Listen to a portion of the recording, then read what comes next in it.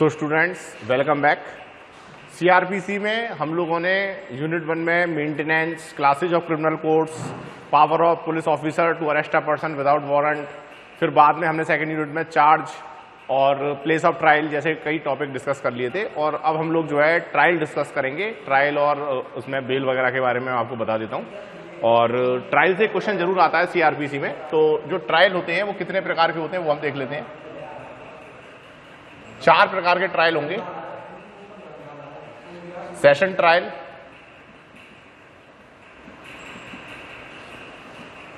Warrant trial, समन trial और summary trial. ये चारों ट्रायल जो है आपको तैयार करने हैं।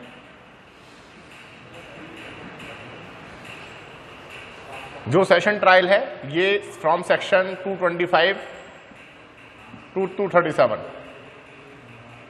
वारंट ट्रायल जो है from section 238 to 250। Summon trial जो है 251 टू 259 और समरी ट्रायल जो है फ्रॉम सेक्शन 260 टू 265। ये चारों ट्रायल इस तरीके से चलते हैं, है ना। अब इसमें भी जो वारंट ट्रायल है इसको भी हम 2 पार्ट में डिवाइड कर सकते हैं।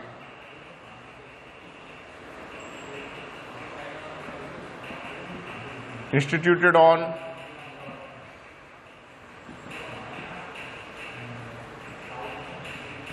पुलिस रिपोर्ट,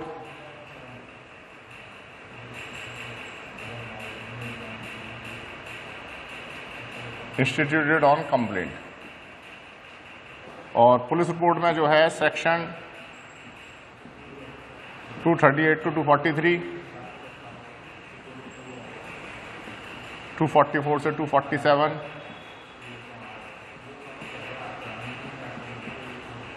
और कंक्लूजन जो है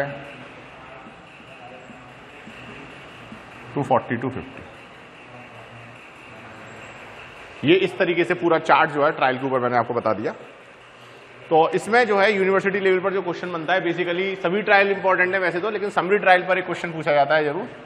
और समरी ट्रायल क्या है, एक तरीके से, क्योंकि ट्रायल में जो सेक्शंस आपने देखे इतने सारे सेक्शंस हैं, एक लंबी प्रक्रिया होती है, तो मामले को, प्रक्रिया को शीघ्र रूप में निपटाने की कोशिश की जाती है कि जो विचारण है वो जो है जल्दी से जल्दी समाप्त हो जाए, क्योंकि पहले ही जो हमारे न्यायालय है वो अत्यधिक कार्यभार से लदे हुए हैं।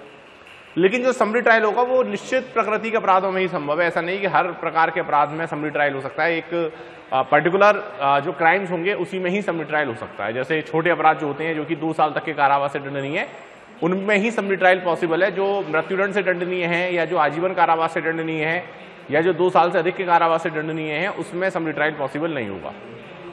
कुछ कंडीशंस में हो सकता है, जैसे कहने का मतलब है जैसे चोरी के मामले में आईपीसी की धारा 379, 380 और 381, हालांकि पनिशमेंट 2 साल से ऊपर है, लेकिन अगर चुराई हुई संपत्ति का मूल्य 2000 रुपए से अधिक नहीं है तो समरी ट्रायल पॉसिबल है। इसी तरीके से आईपीसी की सेक्शन 410, 411 में पॉसिबल हो जाएगा, 354, 356 में पॉसिबल हो जाएगा, 454, 456 में पॉसिबल हो जाएगा। इसी तरीके से 506 में पॉसिबल हो जाएगा। तो कुछ पर्टिकुलर स्टेट ऑफ सेक्शंस हैं, कुछ पर्टिकुलर स्टेट ऑफ क्राइम है जहां पर जो है किसी ऑफेंस का समरी ट्रायल किया जा सकता है। और जो प्रोसीजर है समरी ट्रायल का वो 344 में दिया हुआ है। सीआरपीसी की धारा 344 में इसका प्रोसीजर बताया गया है।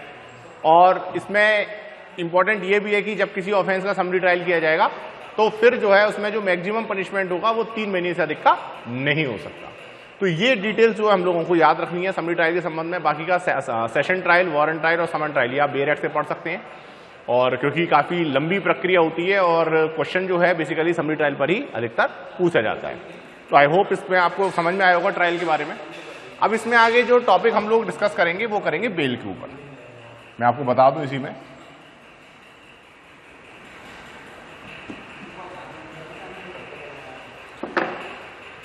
जो क्वेश्चन बन जाता है वो बेल के ऊपर बन जाता है। बेल भी जो है 4 प्रकार की होगी। सबसे पहले हम बात करेंगे बेल इन बेलेबल ऑफेंसेज, यानी जमानती अपराधों में जमानत, है ना। उसके बाद फिर हम बात करेंगे bail in non bailable offences,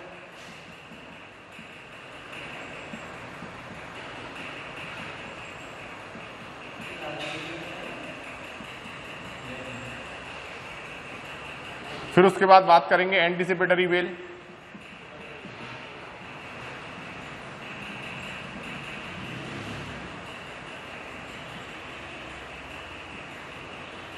और फिर उसके बाद आप बात करेंगे स्पेशल बेल।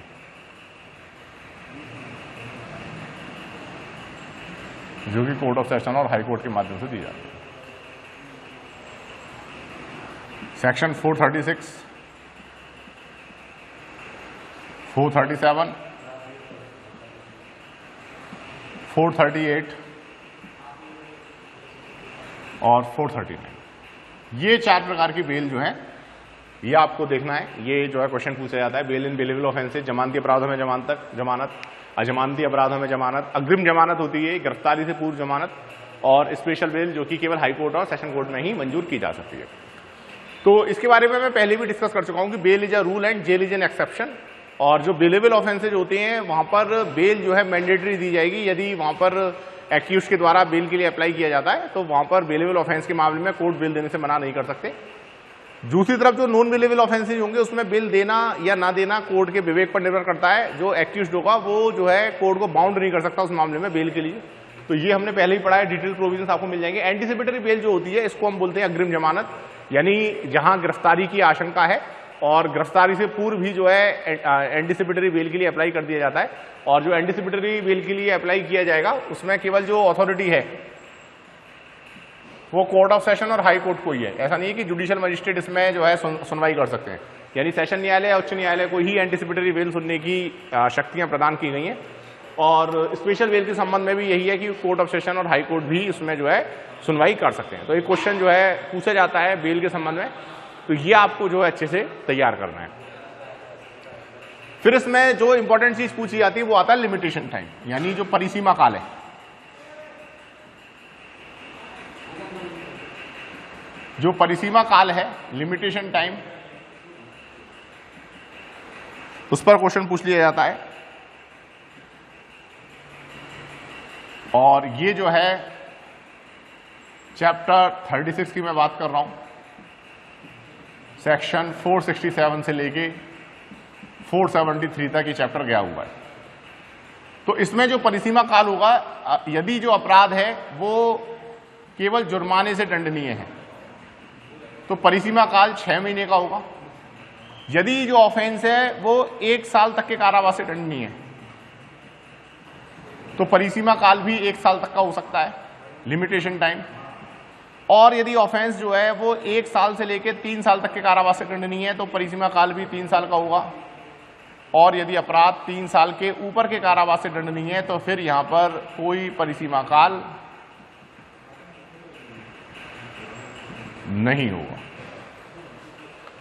तो ये जो है सीआरपीसी में परिसीमा काल को बता दिया, लिमिटेशन टाइम को भी बता दिया गया है कि कितना जो है किस ऑफेंस के लिए होगा।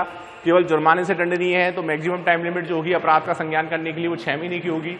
1 साल तक के कारावास से दंडनीय अपराध के संबंध में परिसीमा काल 1 साल का होगा। 1 साल से 3 साल तक के अपराध के कारावास से दंडनीय अपराधों में वो 3 साल तक का हो सकता है। और अगर वहां पर 3 साल से ऊपर के कारावास से दंडनीय कोई अपराध है तो उस संबंध में कोई परिसीमा काल नहीं होगा। तो ये आप लोगों को याद रखना है इसमें। अच्छा, इसमें ये है कि भले ही क्योंकि एक टाइम पीरियड दे रखा है लेकिन सेक्शन 473 इस बात को कह देता है कि अगर वहां पर मान के चलिए कि जो परिसीमा काल है उसके बाद किसी अपराध के संज्ञान के लिए एप्लीकेशन दी जाती है तो इसको जस्टिफाई किया जाएगा कि विलंब क्यों किया गया है, यानी जो भी देरी होगी उसको जस्टिफाइड किया जाएगा। यदि देरी जो है वो रीजनेबल है, युक्तियुक्त है, तो फिर जो है उस विलंब को जो है कंसीडर नहीं किया जाएगा और कोर्ट द्वारा उस मामले को सुना जाएगा। तो ये इस तरीके से कई बार शॉर्ट नोट्स आ जाते हैं, जैसे मैंने अभी आप लोगों को समरी ट्रायल के बारे में बताया, बेल के बारे में बताया, परिसीमा काल के बारे में बताया। तो ये जो है ओवरऑल क्वेश्चन कई बार शॉर्ट नोट्स पर इस तरीके से बन जाते हैं। तो ये छोटी छोटी चीजें आप लोगों को याद रखनी है। इसमें एक चीज और मैं आप लोगों को बता देता हूं कि सीआरपीसी में जो है थोड़ा सा, जब आप सीआरपीसी का पूरा बेरट कवर कर लेते हैं, सीआरपीसी पढ़ लेते हैं, तो पहली 4 यूनिट जो है वो सीआरपीसी से हैं और जो 5th यूनिट है आपकी वो चाइल्ड केयर प्रोटेक्शन एक्ट से, जुवेनाइल जस्टिस एक्ट से। और बच्चों के संबंध में यानी 18 साल से कम आयु के बालकों के संबंध में अलग से लॉ प्रिवेल करता है, नॉर्मल सीआरपीसी अप्लाई नहीं होता है।